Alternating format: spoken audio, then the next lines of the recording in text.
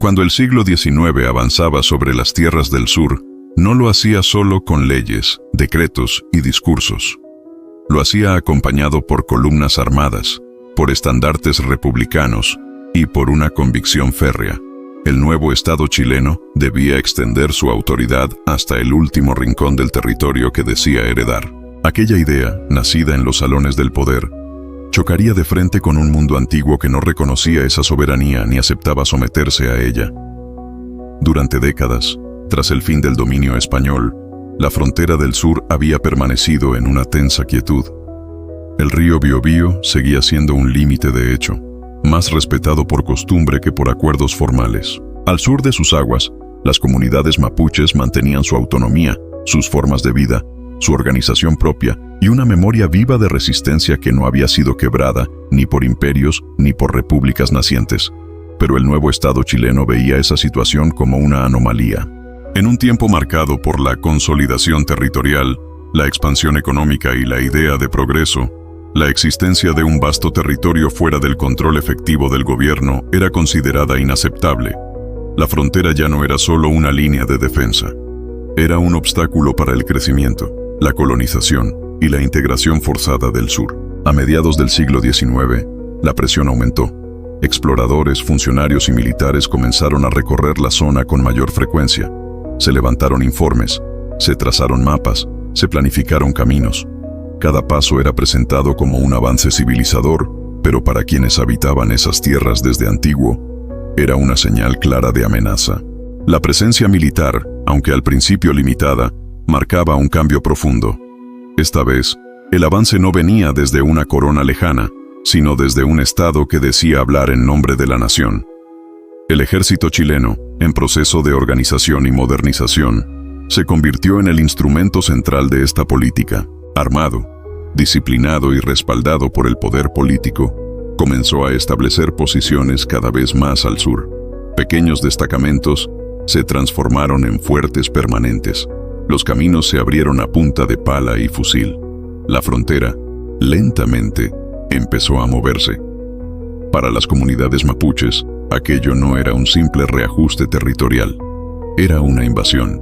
La tierra no era una mercancía ni una extensión vacía esperando ser ocupada.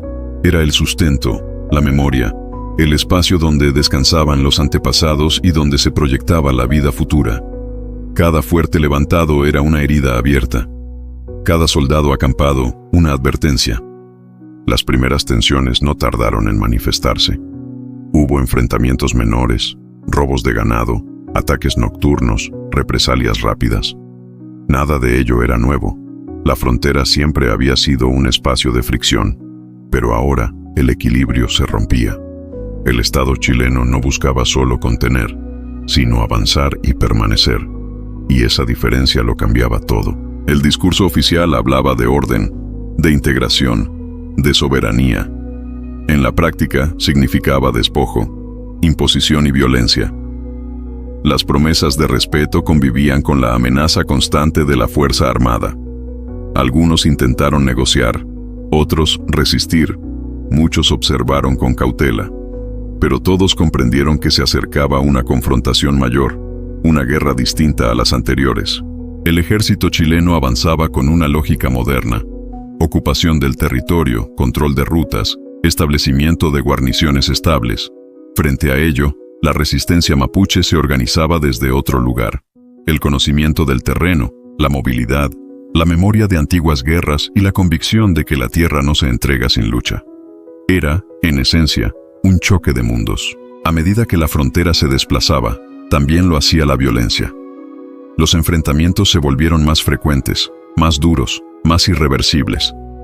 Ya no se trataba solo de incidentes aislados, sino de una confrontación que comenzaba a adquirir carácter permanente. El sur entraba en una nueva etapa de guerra. Este no sería un conflicto breve ni sencillo, sería largo, sangriento y decisivo. En él se enfrentarían dos visiones irreconciliables: la de un Estado que buscaba consolidarse y la de un pueblo que defendía su existencia misma. El choque ya había comenzado y no habría marcha atrás.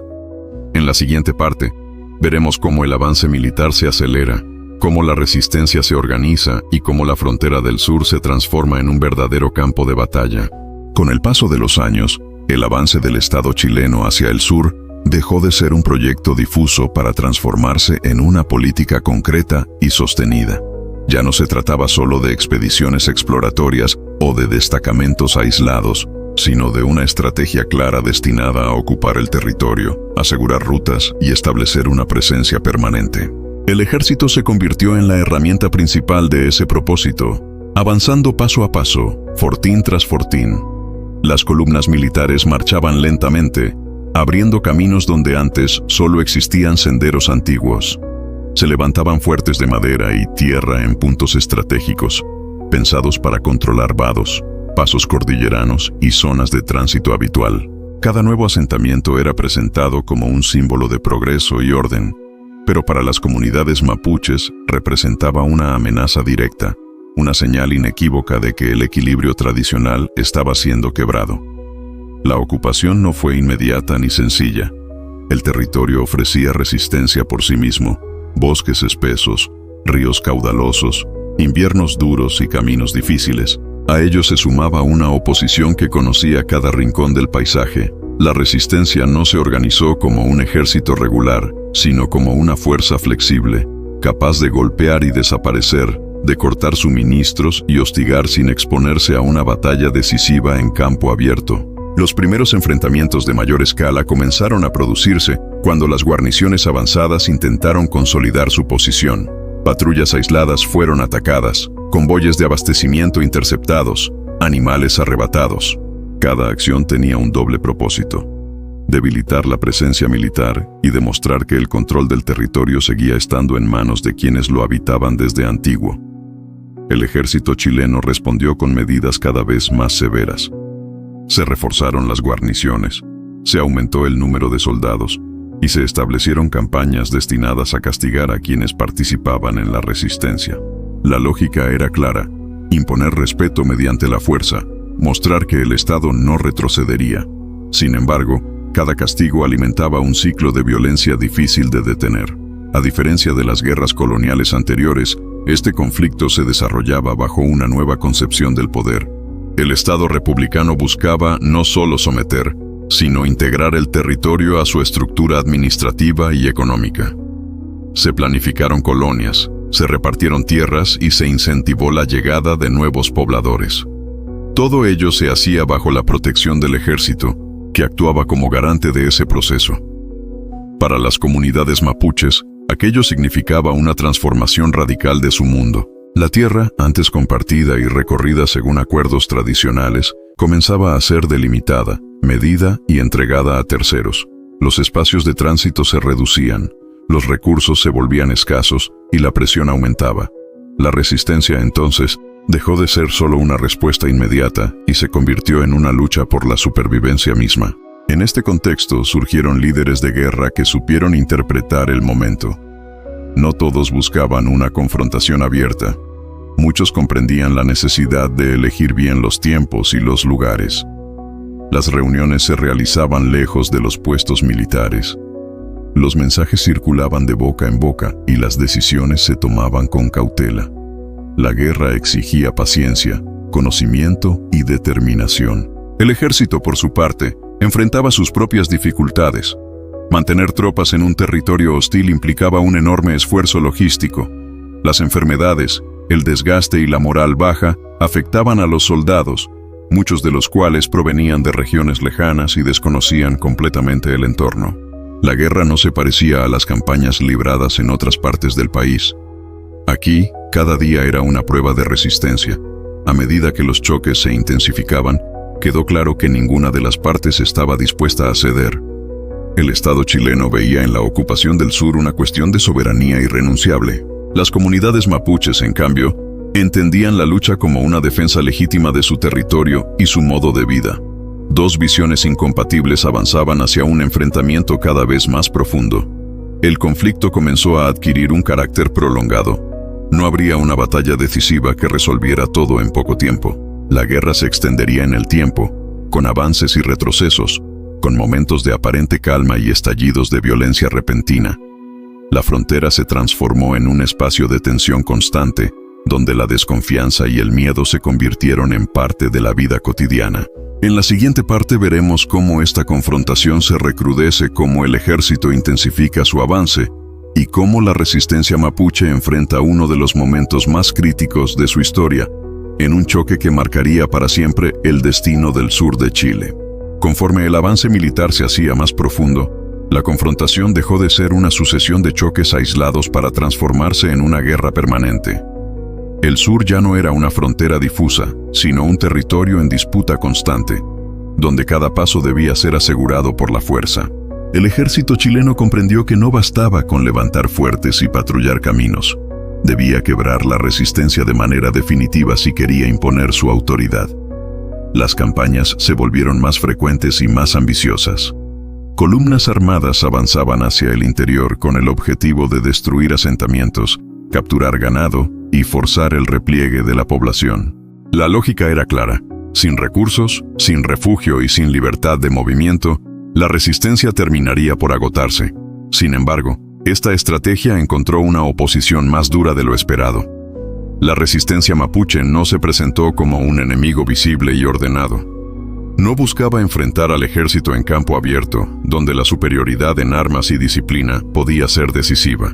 En cambio, recurrió a una guerra de desgaste, basada en el conocimiento profundo del territorio. Los ataques se producían en lugares inesperados. Los caminos eran cortados. Los destacamentos aislados quedaban expuestos. Cada avance militar tenía un costo alto. Los soldados marchaban siempre en tensión. Sabían que el peligro no anunciaba su llegada. Un bosque silencioso podía transformarse en un infierno en cuestión de instantes. Las emboscadas eran rápidas y precisas. Un golpe certero, algunas bajas, y luego la retirada hacia zonas inaccesibles.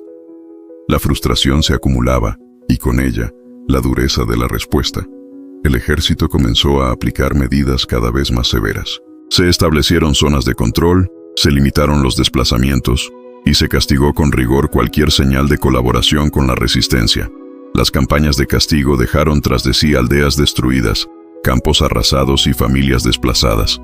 El conflicto, que al inicio se presentaba como una cuestión de soberanía, adquiría ahora un rostro profundamente humano y trágico. En medio de esta violencia, la frontera se transformó en un espacio de inseguridad constante. Los colonos vivían bajo la protección de las guarniciones, pero esa protección era frágil. Bastaba con alejarse unos kilómetros para quedar expuestos. Muchos optaron por abandonar la zona, dejando atrás tierras recién ocupadas. Otros permanecieron, atrapados entre el temor y la necesidad.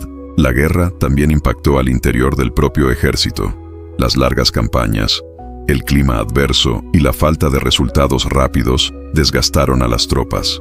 Las deserciones aumentaron, las enfermedades se propagaron y la moral se resintió. La imagen de una campaña ordenada y triunfal se desvanecía frente a la realidad de una guerra prolongada y sin final claro. Mientras tanto, la resistencia mapuche enfrentaba sus propios desafíos. La presión constante, la pérdida de recursos y la necesidad de mantenerse en movimiento afectaban la vida cotidiana. No todos podían sostener el esfuerzo de la guerra de manera indefinida. Aún así, la decisión de resistir se mantuvo firme. Retroceder significaba perder la tierra y con ella la base misma de su existencia. Con el paso del tiempo, el conflicto adquirió una lógica implacable. Cada acción generaba una respuesta, cada castigo provocaba nuevos ataques. La violencia se retroalimentaba, alejando cualquier posibilidad de una solución rápida. El choque de mundos, anunciado al inicio, se manifestaba ahora en toda su crudeza. Dos formas de entender el territorio, la autoridad y la vida enfrentadas sin posibilidad de conciliación. Los informes oficiales hablaban de avances, de territorios asegurados y de éxitos militares. Sin embargo, sobre el terreno, la realidad era más compleja. Cada posición conquistada debía ser defendida permanentemente. Cada camino abierto requería escolta.